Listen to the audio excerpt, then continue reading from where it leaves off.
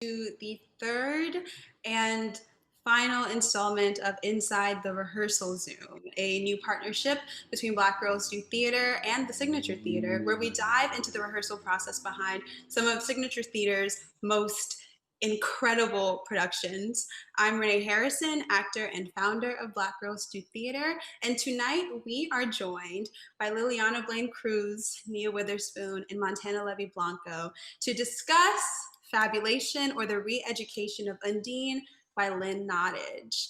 To tell you all a little bit about the show, the satirical tale, set in New York City, follows successful African-American publicist Undine, played by Sharice Booth, as she stumbles down the social ladder after her husband steals her hard-earned fortune.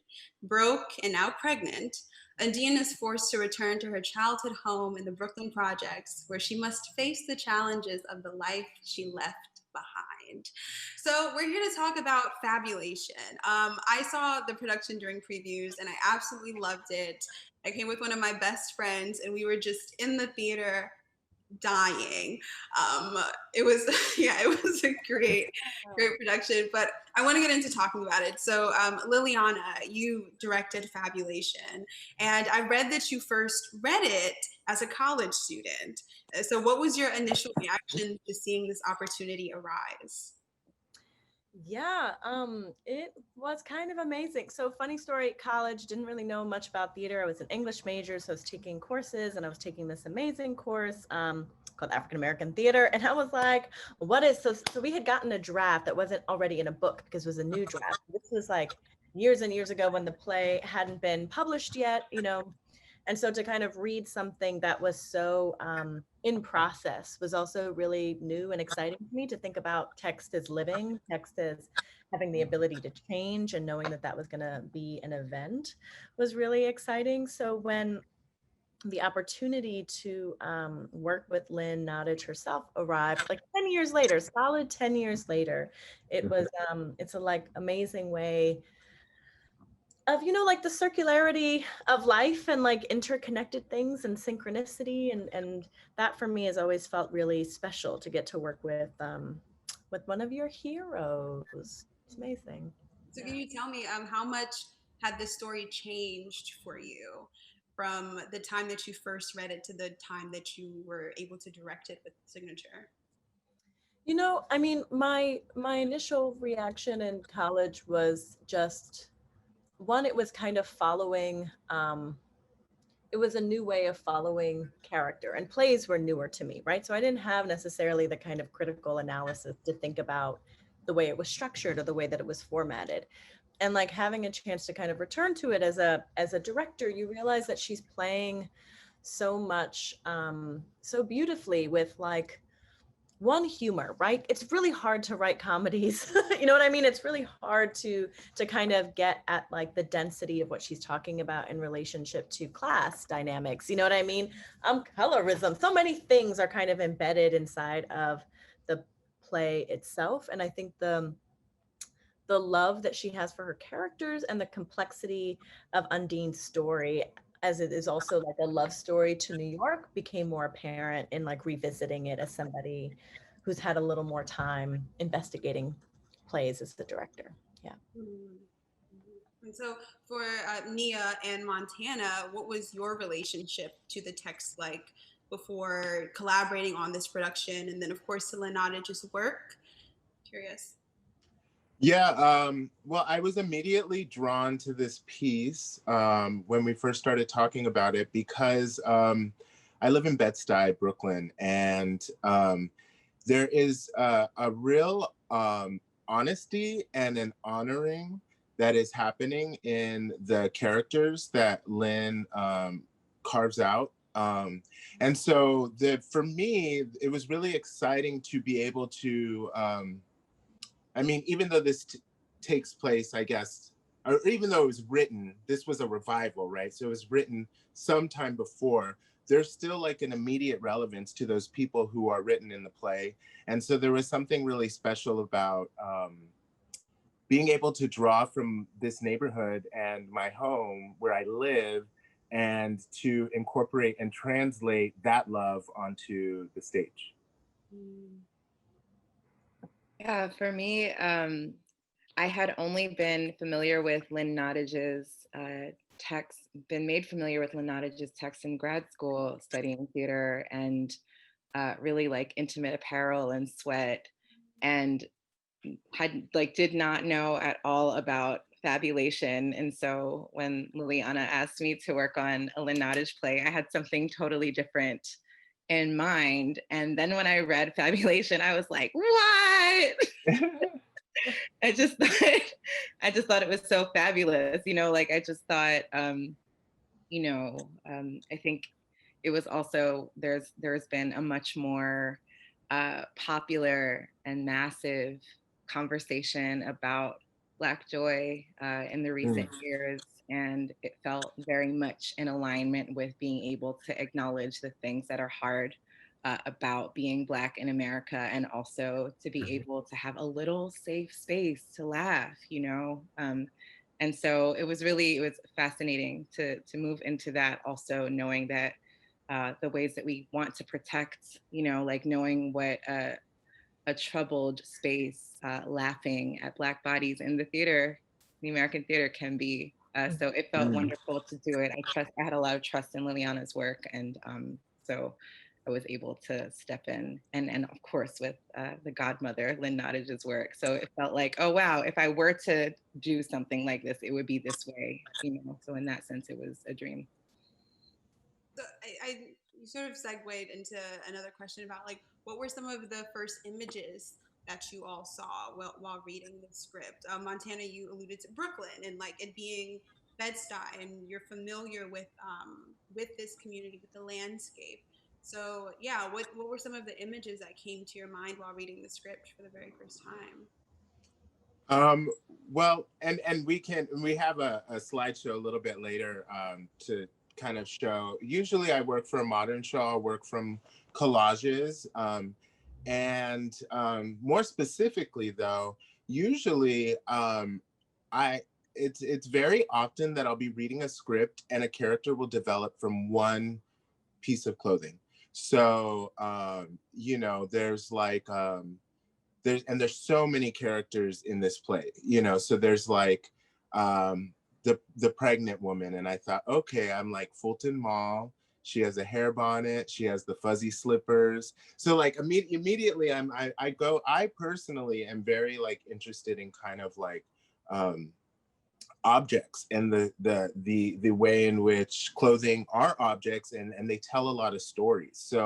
Um, so yeah, very often it's like I'll read and something will pop in my mind. Or like with Undine, I think we found that we kept on thinking about this metallic, like a metallic jacket, a metallic blazer, something to kind of like, we wanted to show her progression from where she starts to where she ends, and part of that was in her wealth and her strength of having like in like the metallic look that she starts out in.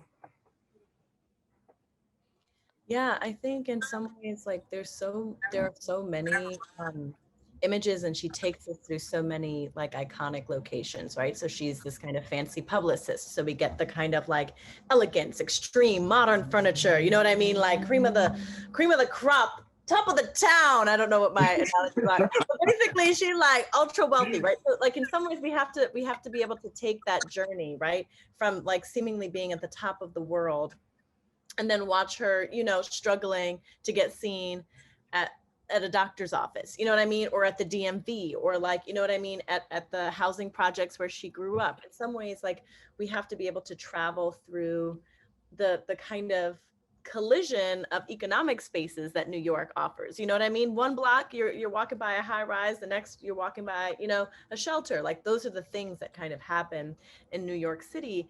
And so when thinking about like how to create the world, one of the ways that you see that is who operates and who lives inside of those worlds. So like with Adam Rigg, the set designer, we had to create a space that was super flexible, but Montana with the costumes had to, like, the spirit of the world and who was there is costumes, demonstrating, I think, where understand the place to be, you know what I mean? And the place where we are. And just a shout out to the amazing, amazing cast, you know, who Mm. also with their acting, you know, just brought to life all of these different areas that Undine travels through over the course of her journey.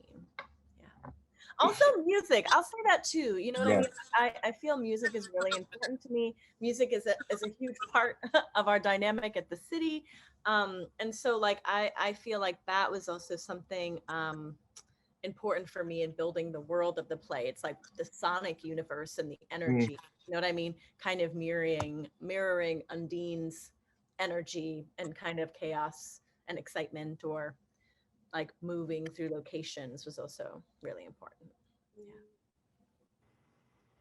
So I actually, speaking of dancing and speaking of music, I actually want to show the trailer and then fun video of you all dancing through the process. So just gonna give it 1 second to pop up here. Enjoy it.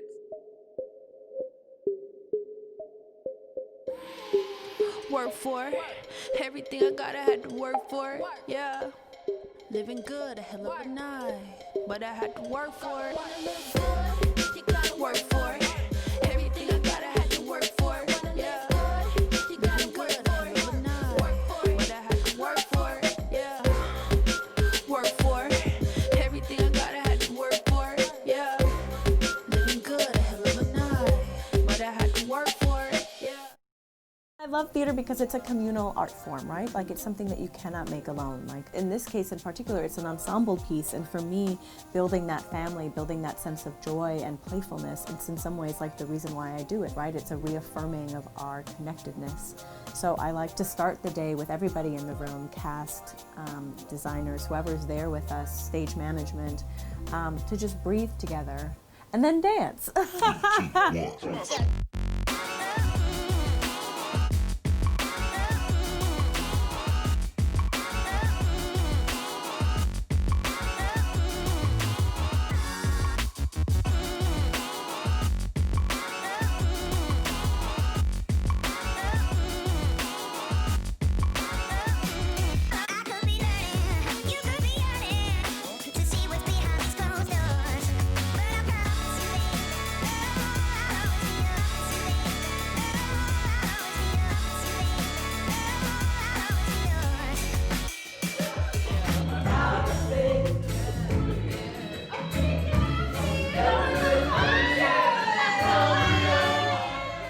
Yeah, I'd also like to ask you about music and like what some of your musical influences while thinking about this production was. Did you like, I know most times actors create like a playlist for themselves to, you know, create the world, but for you as well, Nia, did you create a playlist to color Fabulation? That's so funny. Like, it was really the other way around. It was like the Fabulation music became my playlist. There was just, I think there was a lot of Lekeli and in the soundtrack, and that was just, Okay. I don't know, like to me, I guess I'll say something about that because it just felt like, what other possible images for Undine to be fabulous inside of Brooklyn might there be? You know, like why does she not have to go create this tango life to not, you know, no hate for tango, tango's great, you know, but like why does she not have to create this other life that is only understanding value outside of herself? And then it's like with Lekeli, it's like she has this whole other image. I mean, you know, the production is subconsciously communicating that there is this whole other image of like Black femme power that Undine actually has to be re-educated into, you know, like she has to reinitiate herself and be guided through, you know, whatever destiny, the universe, trauma, whatever, into this other moment of understanding. And so I think of Lekeli as the pinnacle of that representation. I think I know who you're talking about, but I only know her as LK47. Is that Yeah. okay? Perfect. Yeah. Yeah, her music's really dope, and it does get me Mhm. hype. when the time comes, you know. Yeah, I think you did a really good job, Liliana. Well, you and Palmer Yep. did a really amazing, Palmer, the sound designer, did a really amazing job of showing how, like you said, the soundscape is so interwoven into life in Brooklyn, right? So she's been living in this high rise, up and away, locked away from that kind of street soundscape. And I think that was something that I really loved about this play, is that there's always some kind of interjection. And it's not just Cardi B or LK7 or 47. It was also like Mary J. Blige, Real Love, like Nine, you know what I mean? There's all these kind of like, there's throwbacks, and that it's such a beautiful part of what living in Brooklyn actually, or New York in general. I really feel like it's a love letter to New York. And it's such a beautiful homage to what life is like here. So Fabulation has this incredible cast. You have Nakia Mathis, Maya Boateng, Heather Alicia Sims. For Nia and Lileana, do you guys have a philosophy when it comes to working with actors? And specifically for this production, because you have actors who are playing so many different roles, were there specific traits that you were looking for in casting? Yeah, we need folks who are going to be excited about playing, right? Like the play requires a sense of, like you mentioned, transformation, right? Like folks who are going to be able to transform, who are invested in character, you know. I feel like, I mean, everybody's invested in character, but there are some, this is going to sound like a gross general overstatement, so forgive it, but there are some folks whose performances are amazing because you feel that they are truthfully themselves, and they are themselves consistently in whatever project that they play, right? That there's something about them, their who they are, that is of interest to folks, you know what I mean? And that manifests in different characters, and that's beautiful and exciting and worthy, just to say. Then there are folks whose joy or whose craft is around like completely transforming themselves, right? Like who take on who, like when you show them in one scene and they show up in another scene, you weren't sure that they were the same character. For example, Heather Alicia Sims' transformation from, say, like the grandmother to like the intimidating person in the prison where Charisse is waiting, you know what I mean? Like that kind of ability to channel a completely different energy, like so thoroughly and completely, was part of the magic, I think, of this production. And when we were casting, it was about seeing, in some ways, that range, you know what I mean? And also like the playfulness and energy of the text. Yeah, I don't know. I mean, we weren't together in the audition process, but I think something that was also true is like there's a certain rhythm to the language, right? Like it flies like New York flies. In some ways, like the folks that we were looking for in terms of casting, are folks whose language, you know what I mean, moves super quickly. And like Heather, as a New Yorker, you know what I mean, can like move through that language super fast in a way that's fascinating. Yeah. And one thing that I didn't realize until we got on stage actually was how much the comedy both relied and was like elevated, right, by all these different changes. I feel like there is comedy inside of seeing these character tracks, right? So I think each actor, I don't know, there's something, everybody except Charisse. Charisse changes once from act 1, act 2. But everybody else, I think, has something like 6 to 7 fully fleshed out looks. And I think it's a great time to shout out the incredible Cookie Jordan, who did the hair and makeup, because the collaboration between me and Cookie was trying to figure out, like, you know, how we could, I keep on coming back to this word honor, but how we could honor the people, like Cookie's also from Bed-Stuy. So, you know, so it's like there's a deep understanding of who these people are, and we really wanted to honor that through hair, clothing, any way that we could do that. Yeah. Montana, I think this would be a great time to head into your process so we can get the slideshow ready. I would love for you to walk us through your process for developing the costume design for this production, what elements you considered while designing and the different while designing Undine's re-education, excuse me, and the various worlds that she lives in. Every project is you'll start with an idea of what the idea of the world that we want to step into, but each actor, I would be remiss in this show especially to not also acknowledge the collaboration that happens with the actors, because we want, Cookie and I and Lileana really worked, and Nia really worked to make sure that the actors have voice in what they're wearing, and so just wanted to put that out there. But so I usually start with a collage process. This is the collage I did for Undine. And we go to the next slide. So there's that metallic jacket. And then we landed on this metallic jacket for Undine. Her hair, which is Charisse's hair, is up, which later in Act 2 comes down. Those little things that just tell the story. We go to the next slide. And Lileana and Nia, you guys can jump in anytime you want to. I just wanted to be able to share some visuals from the production, just in case people weren't able to see it. This is Maya, and this is her assistant, and Charisse, which is like, sometimes there's in this play in particular, sometimes there were very specific things noted about the clothes, and something sometimes is really open. But in this case, Maya, Lynn Nottage had specifically said that her assistant has like a light blue feathered mini dress. So there you go. That's what we did. Next slide.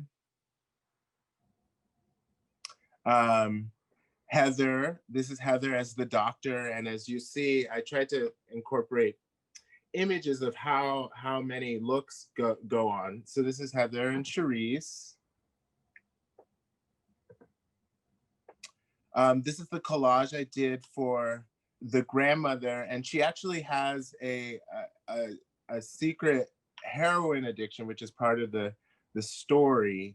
And I remember I met one of my mentor's mothers, and this was up in Rhode Island, and her mother was this older Black woman, and she was in a wheelchair, and she was just covered head to toe in Red Sox. So it's like, I was like, oh, this grandma can be a Knicks fan because she's in New York. So this is Charisse and her family. Undine tries to buy heroin for her grandmother who's in the wheelchair, and then gets caught and put in jail. So this is Charisse, Nakia, and Heather again. See, there's another transformation of Heather back there with the little afro. And they were truly virtuosic, these actors, in terms of not only the physical quickness of the changes that we had to do, but like the accuracy, and after doing that quick change, the accuracy of jumping into these very distinct, very different characters. And they were also hilarious. Oh yeah, this scene is today. So then these are some collages I did of just kind of like the world that she was going to be stepping into, the world that she stepped away from, and the world that she's stepping back into. So we could just go through these. This is the rapper. This is pregnant woman. Again, immediately I knew I just had this vision of, because I seen these women with the hair bonnets at Fulton Mall and different animal print, zebra, and I was like, oh, I love that. So it's like there's a way in which the very normal, the very regular, in context, but also out of context and on stage can be very beautiful. And I love to use these objects that are like $2, but then they create like a very beautiful thing on stage. And that's something also in Montana that you do so amazingly. It's like you celebrate the creativity of Black people, right? And one of the things that you said to me as an artist that I've so appreciated is that, like, in some ways, when you have nothing else, Black people find ways to like they manifest their creativity on their body, you know? And like that, I felt like really came through in this production, like the sheer like inventiveness of that. And I think what, in terms of the play itself, I think Lynn Nottage finds ways to like combat the stereotypes that we might associate, you know what I mean, with what it means to wear like the cap on the head, or what we might assume to be the pregnant teenager who isn't unhappy at all. She's quite happy. She's doing quite well. You know what I mean? And it's Undine who's unhappy in herself, right? And so in some ways, like the ways in which she had been taught to be ashamed of these things, she learns were the process of her miseducation, right? And so through the process of revisiting, she relearns how to love herself and her people. Yeah, that is very important to me, to always, there's a level of capital, cultural capital, visual capital that Black people can step into in lieu of having other capital a lot of times. And I think that that's what creates such a beauty in the Black aesthetic, specifically speaking to clothing. Mm-hmm. This is Devora. So Devora is a friend of Undine's from back in the day, who's now doing really well, has her own brownstone in Fort Greene, and in a lot of ways is probably has the same, when Undine was doing well, probably has the same bank account as Undine, but has navigated her life very differently. So I really love that comparison that happens in the play. We threw her in Gucci sweatsuits. I saw this woman at the grocery store, and she was decked out, Gucci sweatsuit, Gucci shoes, Gucci glasses, door knockers. And I was just like, that's Devora, you know? And so I'm always kind of trying to make a mental note for these references. Oh yeah, the caseworker. Because I remember my barber, when I was a child, she had the long nails. And I kind of remember, I just was reading the lines from the caseworker and her attitude and her like kind of like what she brings to that scene. And I was like, oh, this is the kind of woman who would have these long nails. This is a scene when they're this is the caseworker scene. They're at the housing authority and it's always a mess. You know, the lines in New York are always a mess. So this scene's about that. And also this was a scene where they had to change. I think this was the quickest change in the show. Yeah. It was like, I think about 15 seconds. And then Cherise. So I just wanted to take people kind of through the slideshow of like all the different looks that we were kind of talking about and the way in which these characters transform. So for you all, a question for you all, what sorts of stories do you feel that you're drawn to tell? There are so many and so many ways of getting at the multiplicity of Black experience, you know? And that for me has been a pleasure. And one of the things that's been important to the kinds of projects that I gravitate to and want to dedicate time and life towards, right? So the first show when I was, a college student that I thought I discovered before I realized every college student eventually discovered it was Ntozake Shange's For Colored Girls. I was like, who is this? This choreo poem was made for me, and I'm now going to enter into the world of theater, not realizing. I was like, do you guys know who Ntozake Shange is? And everybody's like, yes, we do. And I was like, what? But like that, the feeling of being seen, you know what I mean, was so significant for me, right? To feel like somebody understood something that I was going through, to see multiple experiences existing simultaneously, right? And the complexity of that and the density of that has always been, for me, reflective of truth, you know? And so why I love, Lynn Nottage or, you know, Susan Laurie Parks, is because their truth is not simplistic. You know what I mean? Their truth is complicated and it's dense and it's filled with joy and it's filled with rage and it's filled with laughter and it's filled with tears. You know what I mean? Like there is no monolithic anything. Like we are, you know, a complex, infinite community. And that feels both like wonderful to live inside of and complicated to live inside of, and exciting to find ways of manifesting on stage so that, you know, other people feel seen. You know, that for me has felt really significant and exciting, and I feel like has been part of my practice for a while now. Yeah. I think for me, I just want to uplift that you said infinite, and I wrote, the first thing I was writing in my notebook was infinity, like blackness as in deep relationship with possibility and infinity feels to me, and as well as complexity and density. I feel really resonant with what you said, Lileana. Also, I'll say that in terms of my own, like, I don't know, aesthetic pulls or something, I am really drawn to to telling and navigating stories that I think in that same project of Blackness and Infinity are re-navigating our relationships to the natural world, in particular the ocean. Black folks have a really complicated relationship with the ocean and the natural world, I think because of the ways in which we've been forced to be in relationship with it, as opposed to before the transatlantic slave trade, where we had agency in the ways in which we were relating to it. So I'm really, I think that's something that I continue to return to. And then also I think a more like speculative investigation around futurity, Black futures, as well as like thinking of the universe, the galaxy, us as stardust, like that whole like the more that we can connect with the parts of ourselves that are not the tiniest thing, but that is actually the greatest thing. I think that's where I see big and feel, I think, as a receiver, big perceptive shifts.